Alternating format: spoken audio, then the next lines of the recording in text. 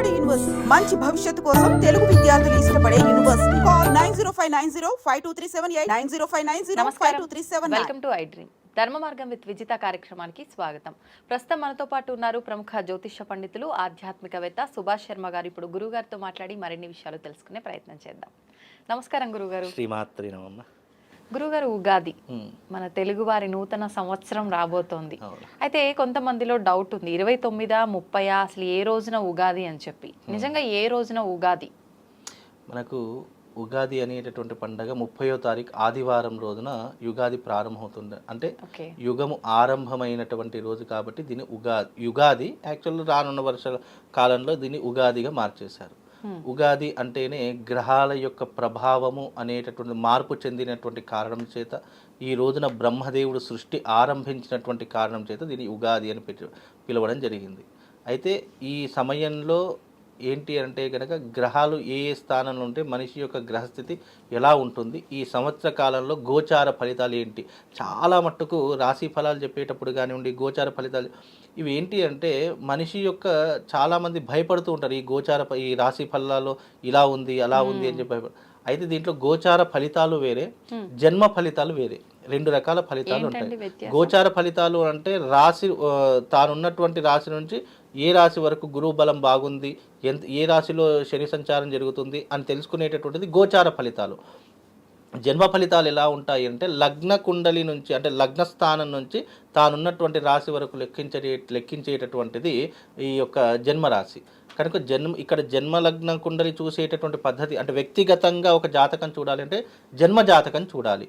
ఇక మామూలుగా గోచార ఫలితాలు అనేటువంటి ప్రతి సంవత్సరం మార్పు చెందుకుంటూ వచ్చేటటువంటి గోచార ఫలితాలు. కాబట్టి ఈ సంవత్సరం ఉగాది గోచార ఫలితాలు అనేటటువంటిది నిర్ణయంలోకి రావాలి. ఇంకోటి ఏంటంటే గోచార ఫలితాలలో ప్రతిదీ కూడా ఏదైతే మనం రాశి ఫలాలు గోచార ఫలితాలు చెప్తున్నామో అందులో కేవలము మనిషి మీద ప్రభావం చూపించేటటువంటి అంశాలు కేవలము 70% వరకు మాత్రమే మన జీవితానికి ఇంపాక్ట్ అవుతాయి. 30% ఇంపాక్ట్ ఉండదు. ఎందుకంటే గోచార ఫలితాలు అనేటటువంటి ఫలానా ఇప్పుడు నా రాశి తులారాశి అన్నాను అనుకోండి, ఈ తులారాశి వారికి ఈ సంవత్సరం నేను చెప్పేది ఏదైతే ఉంటుందో అది కేవలం 70% వరకు మాత్రమే ప్రభావం చూపిస్తుంది. మిగతా 30% ప్రభావం చూపించదు. ఉదాహరణకు నీ జీవితంలో యాక్సిడెంట్ అయ్యేటటువంటి యోగం ఉంది అని అన్నాం అనుకోండి, అది జరగవచ్చు జరగకపోవచ్చు, 2 రకాలు. ఎందుకంటే ఈ కలియుగంలో గోచార ఫలితాలు అనేటటువంటివి 70% వరకే మనిషి జీవితానికి ఇంపాక్ట్ అవుతాయి. అవి సూచించేటటువంటి లక్షణాలు ఉంటాయి.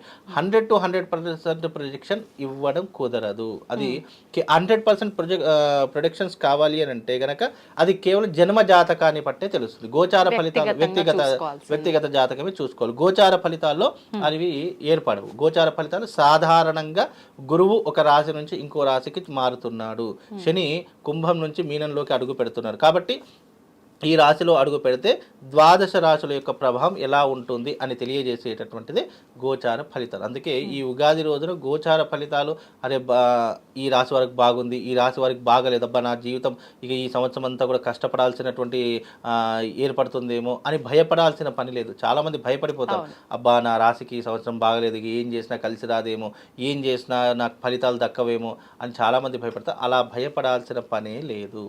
దీనికైనా దైవం ఉంది. దైవాన్ని నమ్ముకున్నటువంటి వారికి ఏ గ్రహం కూడా ఏం చేయలేదండి. అది ఎప్పుడైతే నువ్వు జాతకాన్ని నమ్ముతావో అప్పుడు దైవాన్ని కూడా నమ్మాల్సిందే. కాబట్టి నువ్వు దైవాన్ని ప్రతినిత్యము ఆరాధన చేసుకోవడం, ప్రతినిత్యము నువ్వు పూజించడం చేసావనుకో గ్రహాల యొక్క ఆధిపత్యం కానీ గ్రహాల యొక్క నెగిటివ్ ఇంపాక్ట్ కానీ నిన్ను ఏమీ చెయ్యదు. ఎప్పుడైనా గుర్తుపెట్టుకోండి. కాబట్టి ఈ ఉగాది అందరికీ శుభం లాభం కలగాలని కోరుకుందాం మనం. అయితే గురుగారు, ఉగాది శుభాకాంక్షలు మీకు.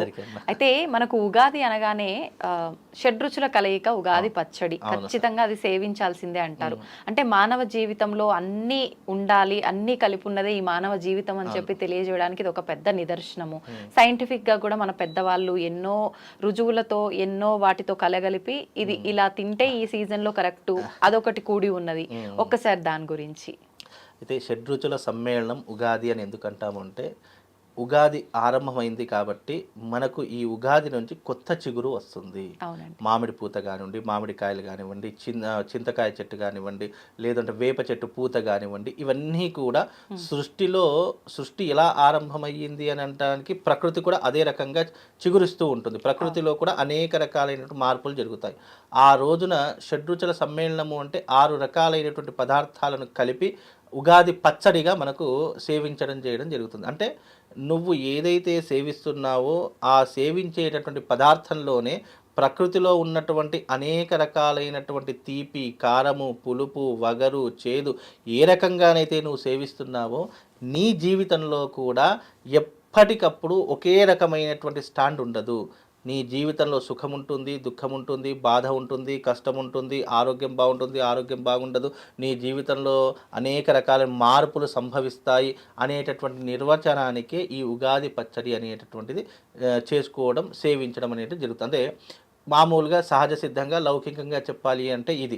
ఇక శాస్త్రపరంగా చెప్పాలి అని అంటే కనుక షడ్రుచుల సమ్మేళనం అనేటటువంటిది మన ఆరోగ్యానికి సూచించినటువంటి అంశము. అందులో బెల్లం వేయడం కానివ్వండి, చింతపూత వేయడం కానివ్వండి, మామిడి పూత వేయడం కానివ్వండి, ఉప్పు లవణం వేయడం కానివ్వండి, తీపి, కారం, వగరు ఇవన్నీ కూడా వేయడం ద్వారా మన శరీరంలో ఉన్నటువంటి రుగ్మతలను తగ్గించేటటువంటి అవకాశము ఈ ఔషధ గుణాలకు. ఇప్పుడు మనం దాంట్లో వేసే ప్రతిదీ కూడా ఔషధ గుణాలతో కూడుకొని ఉన్నటువంటి పదార్థాలు దాంట్లో వేస్తారు.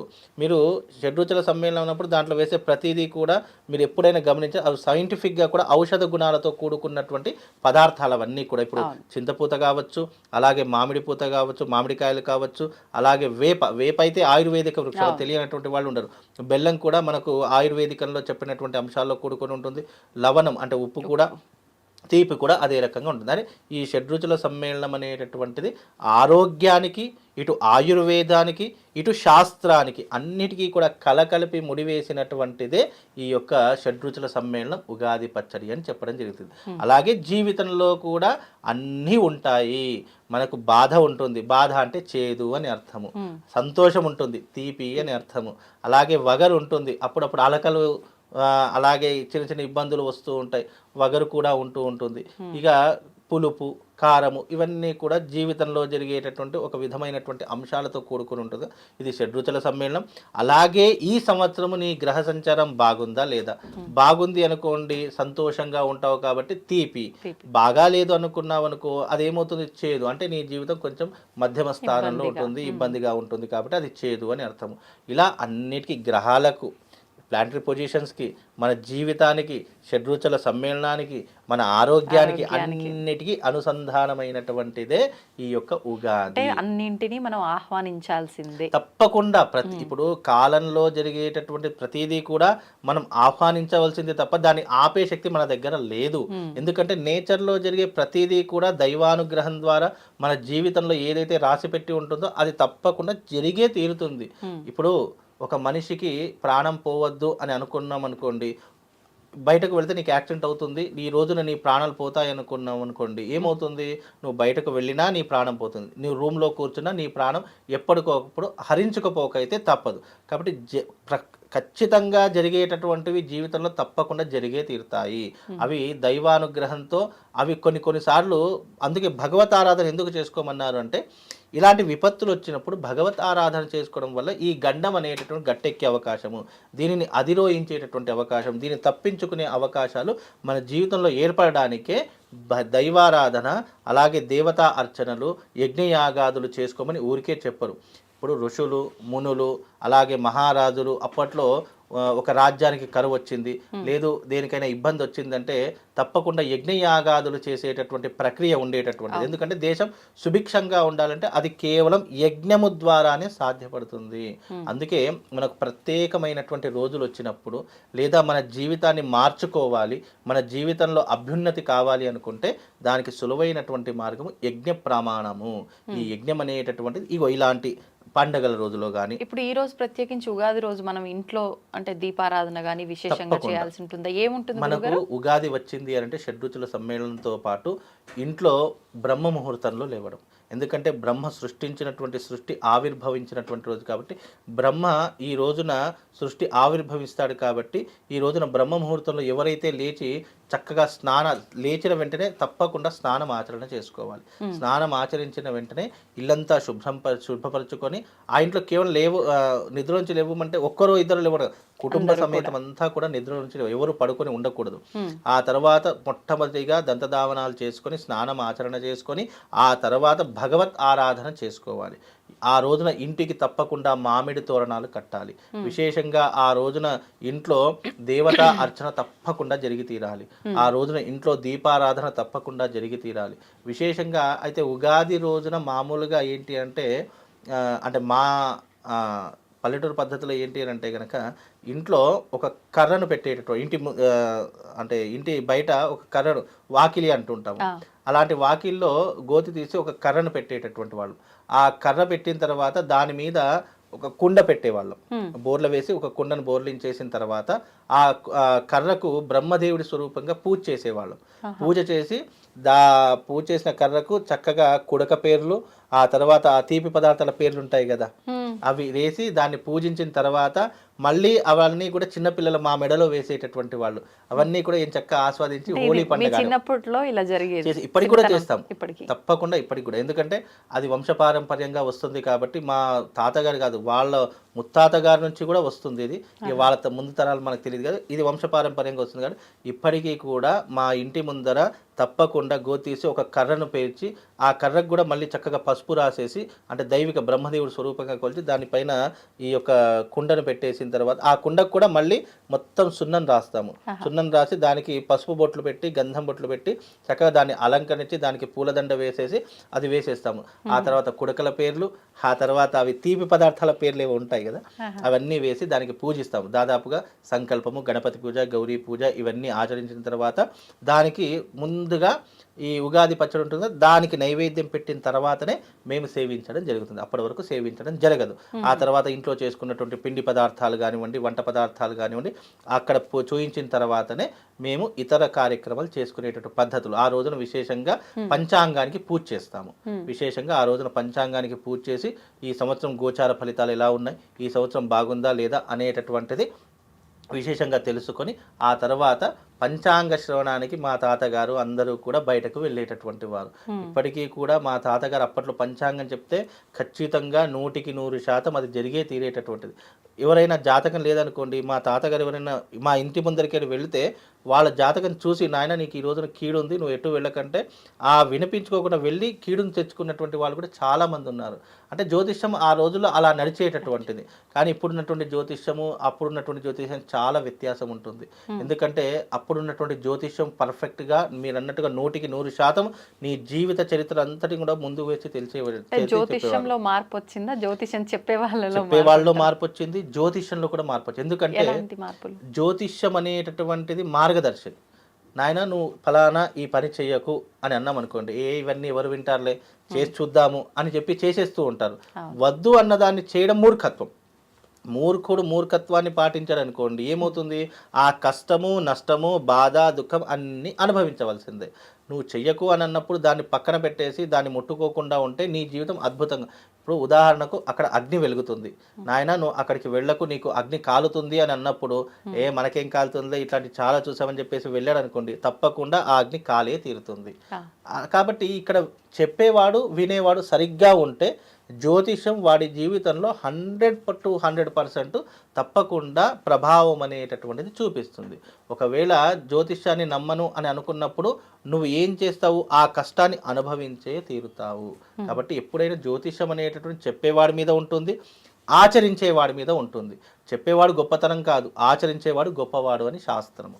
ఇప్పుడు మనకు ఉగాది అనగానే ఉగాది పచ్చడి ఎలాగో పంచాంగ శ్రవణం, నవనాయకుల ఫలితాలు ఏ రకంగా ఉన్నాయి గురుగారు? నవనాయకుల ఫలితాలు ఈ సంవత్సరము రాజు సూర్యుడు అయ్యాడు కాబట్టి సూర్యుడు రాజుగా ఉన్నటువంటి కారణం చేత విపరీతమైనటువంటి ఎండలు, విపరీతమైనటువంటి వడదెబ్బలు, అలాగే ఈ సంవత్సరం ఎర్రటి ధాన్యాలు విపరీతంగా పెరిగేటటువంటి లక్షణాలు ఏర్పడతాయి. అలాగే ఈ సంవత్సరం బంగారపు ధరలు విపరీతంగా ఆకాశానికి అంటేటటువంటి అవకాశాలు ఉంటాయి. ఎర్రటి వస్తువులు కానివ్వండి, ఎర్రటి పప్పు దినుసులు కానివ్వండి, ధరలు విపరీతంగా పెరిగే అవకాశాలు ఉంటాయి. అందులోనూ ఈ సంవత్సరము రాజు సూర్యుడు అయ్యాడు కాబట్టి రాష్ట్ర రాజకీయాలలో అనేక రకాల యుద్ధ వాతావరణం ఉంటుంది. ఎందుకంటే రాజు ఎలా ఉంటే ప్రజలు అలా ఉంటారు. అలాగే రాజు సూర్యుడు అయ్యాడు కాబట్టి విపరీతమైనటువంటి యుద్ధ వాతావరణం ఉంటుంది. రాష్ట్ర రాజకీయాల్లో పెనుమార్పులు సంభవిస్తాయి. అలాగే చర్మ సంబంధితమైనటువంటి వ్యాధులు కావచ్చు, అలాగే శ్వాసకోశకు సంబంధించినటువంటి వ్యాధులు కావచ్చు. ఈ సంవత్సరం ఎక్కువగా ఇలాంటి వ్యాధులతో బాధపడేటటువంటి లక్షణాలు ఉంటాయి. అలాగే విషజ్వరాలు వచ్చేటటువంటి అవకాశాలు కూడా విపరీతంగా ఉంటాయి. కాబట్టి వీలైనంత వరకు ఈ సంవత్సరము కాస్త జాగ్రత్తగా ఉండడం చాలా విశేషము. ఎందుకు అనంటే గనక రాజు యథా రాజా తదా ప్రజ, రాజు ఎలా పరిపాలన చేస్తున్నాడో ప్రజలు కూడా అదే రకమైనటువంటి ఆనందాన్ని అనుభవిస్తారు. రాజు మంచివాడు అనుకోండి, రాజ్యంలో ఉన్నటువంటి ప్రజలందరూ కూడా ఆనందం అనుభవిస్తారు. రాజే చెడ్డవాడయ్యాడు అనుకోండి, ప్రజలందరూ కూడా కష్టపడేటటువంటి తత్వం ఏర్పడుతుంది. కాబట్టి ఈ సంవత్సరము కొంచెం గడ్డు కాలము. అందులోనూ ఈ సంవత్సరము షష్టగ్రహ కూటమి అనేటటువంటి కారణం చేత కూడా దీని యొక్క ప్రభావం ఆరంభమయ్యేటటువంటి రోజు కనుక ఇది ఉగాదికి ఒక రోజు ముందు ఆరంభమవుతుంది. కాబట్టి ఈ అమావాస్య ఆరంభమైనటువంటి రోజు కాబట్టి దీని యొక్క ప్రభావము తప్పకుండా భూమి మీద, నేచర్ మీద, అంటే వాతావరణం మీద, అలాగే ప్రకృతి మీద, మనిషి మీద, భూమి మీద తప్పకుండా దీని యొక్క ప్రభావం అనేటటువంటిది ప్రారంభమవుతుంది.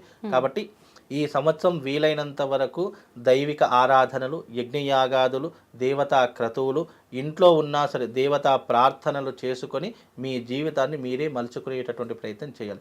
ఇది ఏదో ఒకరో ఇద్దరో చేయవలసింది కాదు. దేశవ్యాప్తంగా, ప్రపంచవ్యాప్తంగా అందరూ చేసుకోవాలి. ఎందుకంటే ఇక్కడ ఒక విషయం ఏంటి అంటే కనుక మనకు ప్రకృతిలో జరిగేదాన్ని దేని ఆపలేము. కానీ మన దాకా రాకుండా మనకు ఒక ప్రొటెక్షన్ అనేటటువంటి భగవంతుడు మనకి ఇచ్చాడు. అదే సులువైనటువంటి మార్గం భక్తి మార్గము.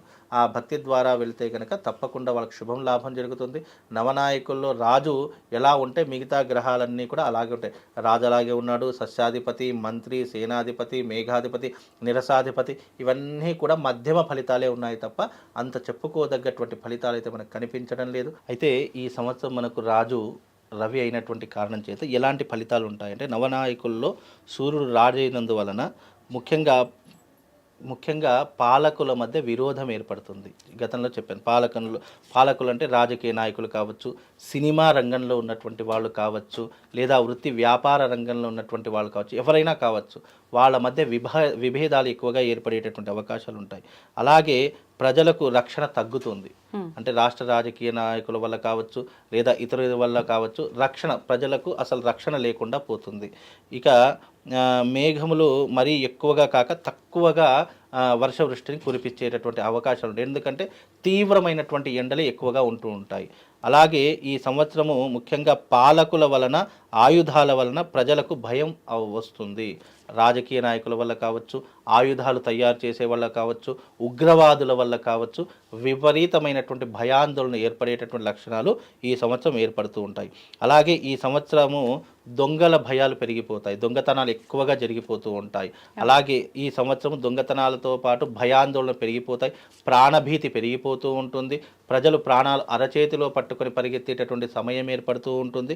కాబట్టి ఈ సంవత్సరం దొంగల భయాలు కూడా ఎక్కువగా పెరిగిపోతూ ఉంటాయి, దొంగతనాలు ఎక్కువగా జరిగేటటువంటి అవకాశాలు ఉంటాయి. కాబట్టి పోలీస్ శాఖ వారు చాలా జాగ్రత్తగా ఉండాలి, అలర్ట్గా ఉండాలి.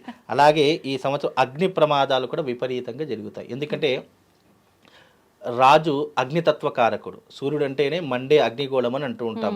కాబట్టి దాని ద్వారా సూర్యుడు రాజు అయినటువంటి కారణం చేత అగ్ని ప్రమాదాలు విపరీతంగా జరిగేటటువంటి అవకాశాలు కూడా ఈ సంవత్సరం ఏర్పడుతూ ఉంటాయి. కాబట్టి వీలైనంత వరకు జాగ్రత్తగా ఉండేటటువంటి ప్రయత్నం చేయాలి. అలాగే ఈ సంవత్సరము చంద్రుడు మంత్రి, రాజు ఎలాగో సలహా ఇచ్చేటట్టు మంత్రి వర్గం కూడా అలాగే ఉంటుంది. కాబట్టి మంత్రి చంద్రుడు అయినటువంటి కారణం చేత ముఖ్యంగా మంత్రిగా ఉంటే వర్షాలు పుష్కలంగా కురుస్తాయి, అన్ని విధాలైన పంటలు పండుతాయి, ప్రజాక్షేమం ఆరోగ్యం లభిస్తాయి, అందరూ సుఖంగా జీవిస్తూ ఉంటారని చెప్పేసి మంత్రి ద్వారా తెలుసుకోవచ్చు. రాజు ఎంత చెడ్డవాడైనా కొన్నిసార్లు మంత్రి మాట వింటూ ఉంటాడు.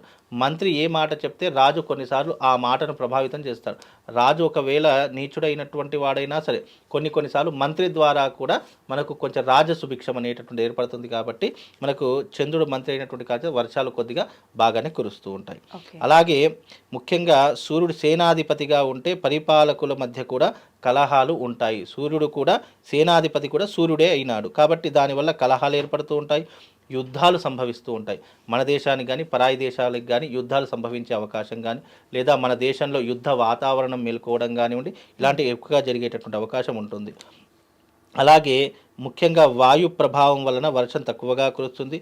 ఎర్రని వర్ణము గల ధాన్యాలు పుష్కలంగా పండుతాయి. మనకు ఎర్రటి వస్తువులు, ఎందుకంటే సూర్యుడు యొక్క తేజస్సు ఎరుపు రంగులో ఉంటుంది కాబట్టి ఈ సంవత్సరం రాజు అతడే కాబట్టి ఆయనకు సంబంధించిన కలర్లో ఉన్నటువంటి రంగులు ఎరుపు కాబట్టి ఎర్రటి ధాన్యములు కానివ్వండి, ఎర్రటి వస్త్రములు కానివ్వండి, ఎర్రటి పదార్థంలో ఉన్నటువంటి ఏదైనా సరే ఈ సంవత్సరం అధిక ధరలు పండుతాయి. అధిక ధరలతో మనకు చాలా చక్కగా ఉంటాయి, పుష్కలంగా కనిపిస్తాయి.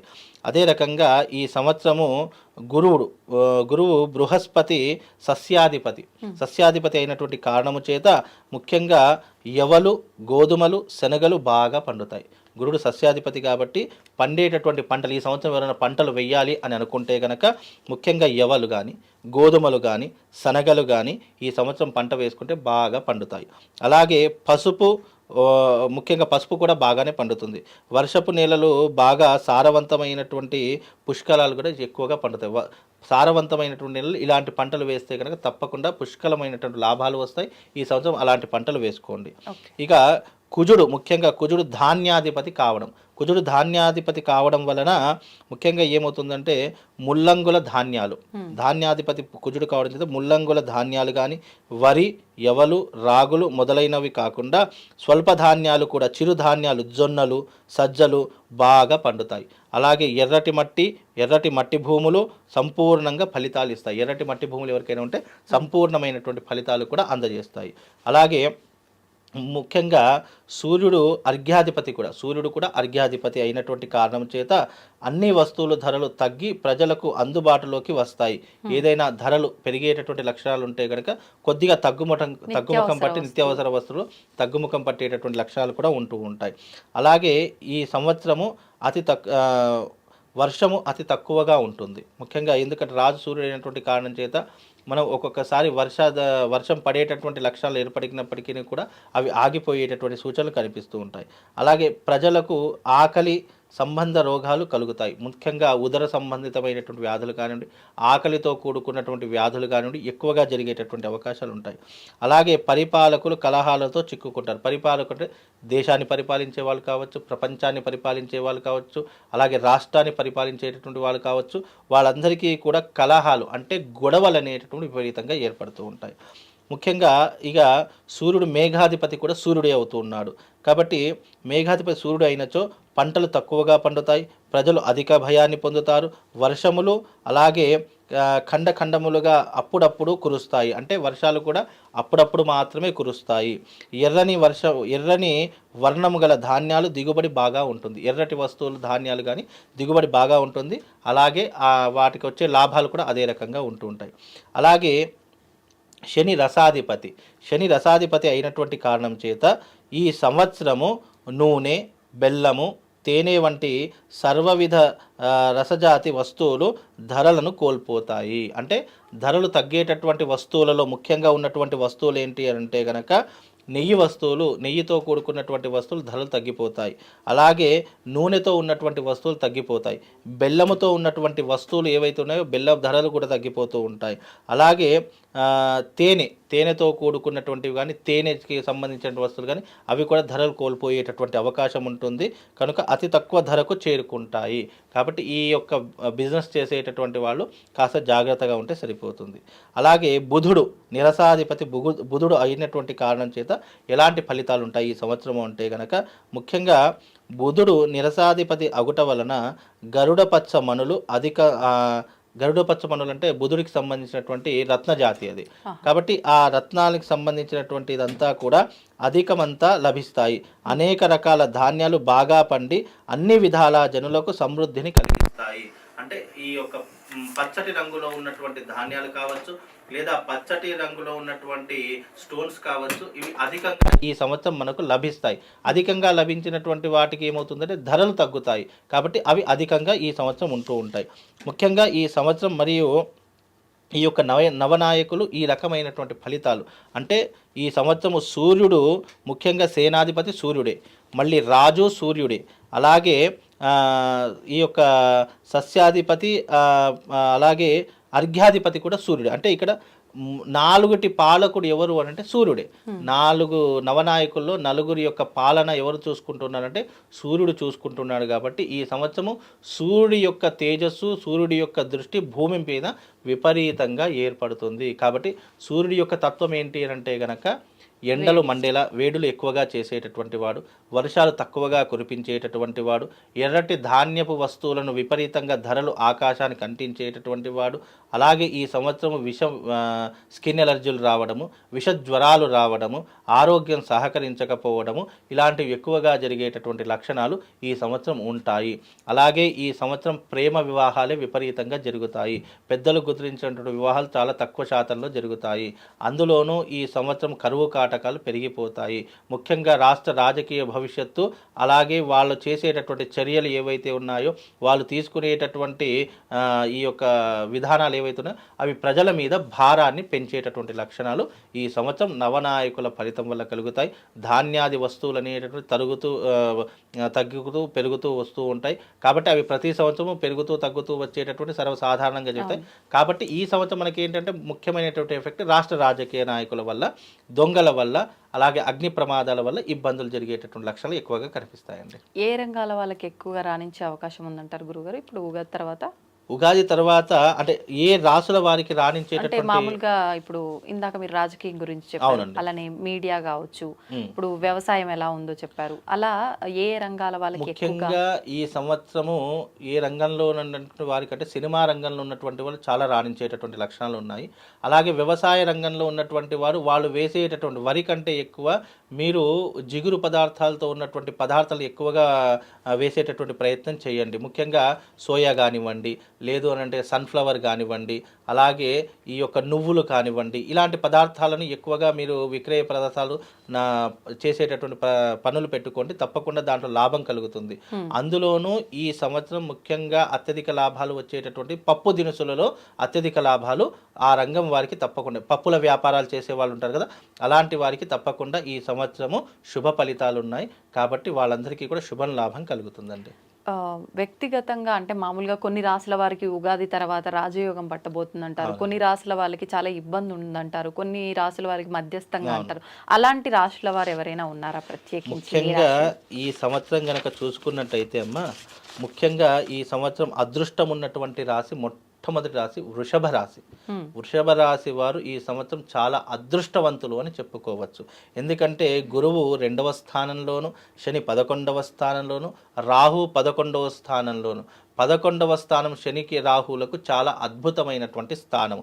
ఆ స్థానంలో శని రాహులు ఉంటే శుభ ఫలితాలను ఎక్కువగా ఇస్తారు. కాబట్టి శుభ ఫలితాలు ఎక్కువగా ఉంటాయి. అందులో 2వ స్థానంలో గురు సంచారం అనేటటువంటి ఆర్థిక పరమైనటువంటి అంశాలకు చాలా పెట్టింది పేరు. కాబట్టి ఆర్థిక పరంగా గురువు 2వ స్థానంలో ఉన్నాడు. కాబట్టి వీళ్ళకు 3 గ్రహాలు చాలా అద్భుతంగా ఈ సంవత్సరం ఫలితాన్ని అందజేస్తాయి. కాబట్టి వృషభ రాశి వారికి పట్టిందల్లా బంగారం అవుతుంది, ముట్టుకున్న పనల్లా కూడా విజయవంతం అవుతుంది. చేసే ప్రతి కార్యాచరణలో కూడా చక్కనైనటువంటి లాభాలు సంపాదిస్తారు. ఈ సంవత్సరం ఆస్తులు కొనుగోలు చేసుకోవడం, బంగారం కొనుగోలు చేసుకోవడం, విశేషంగా వాళ్ళ ఇంటి అందు శుభకార్యాలు ఆచరించడం, ఇలాంటివి తప్పకుండా ఆచరిస్తూ ఉంటారు. కాబట్టి వృషభ రాశి వారు చాలా అదృష్టవంతులు అని చెప్పుకోవచ్చు. మీరు ఏదైనా పెట్టుబడి పెట్టాలి అని అనుకుంటే కనుక బంగారం మీద పెట్టుబడి పెట్టండి. ఎందుకంటే బంగారం మీద పెట్టుబడి పెడితే అది రానున్న కాలంలో తప్పకుండా ₹1,00,000 అయ్యేటటువంటి అవకాశం. గత సంవత్సరంలో ఉగాదప్పుడు అంటే దాదాపుగా 60,000 ఉన్నటువంటి బంగారము ఆదేలో వచ్చే బంగారం ఆకాశానికి అంటుతుంది. తప్పకుండా బంగారం మీద ఇన్వెస్ట్మెంట్ చేయమని చెప్పాను. ఈ రోజున మనం చెప్పుకునేటటువంటి సమయానికి ఈ రోజున బంగారం 90,000 అయ్యింది. అంటే దాదాపుగా 60 నుంచి 90,000 అయితే దాదాపు 30,000 పెరిగింది. అంటే తులానికి 30,000 పెరిగింది అని అంటే గనక 10 తులాలు కొన్నటువంటి వాడికి 3 లక్షలు పెరిగింది.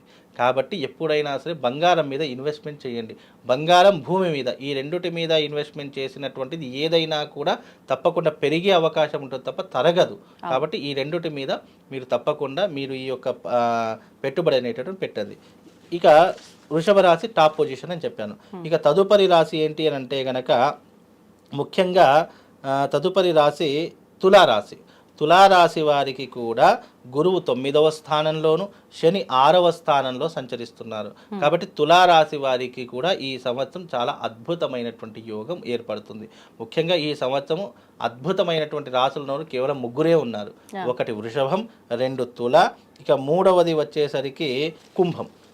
ఈ 3 రాశుల వారికి ఈ సంవత్సరం చాలా అద్భుతమైనటువంటి యోగం ఉంది అని చెప్పుకోవచ్చు. ఈ 3 రాశుల వారు చాలా అద్భుతమైనటువంటి యోగాన్ని అనుభవిస్తారు. ఎందుకంటే మనం గతంలో కూడా చూసుకుంటే కుంభరాశి వారికి ఏలినాటి శని ఉంది కాబట్టి చాలా ఇబ్బందులు జరిగాయి, చాలా కష్టకాలం అనుభవించారని చెప్పి చాలా మందికి చెప్పారు. కానీ ఈ సంవత్సరము కుంభరాశి వారికి అదృష్ట యోగం. ఎందుకు అనంటే గనక కుంభరాశి వారికి చూసుకుంటే 5వ స్థానంలో గురు సంచారము, అలాగే 2వ స్థానంలో శని సంచారం అనేటటువంటిది నడుస్తుంది. కాబట్టి కుంభరాశి వారికి కూడా ఈ సంవత్సరం చాలా అద్భుతమైనటువంటి యోగం అని చెప్పుకోవచ్చు. అందులోనూ తులారాశి, వృషభ రాశి, కుంభరాశితో పాటు ముఖ్యంగా ఈ సంవత్సరము సింహరాశికి కూడా గురువు 11వ స్థానంలో సంచరిస్తున్నాడు. కాకపోతే 8వ స్థానంలో శని సంచారం, 8వ శని నడుస్తుంది.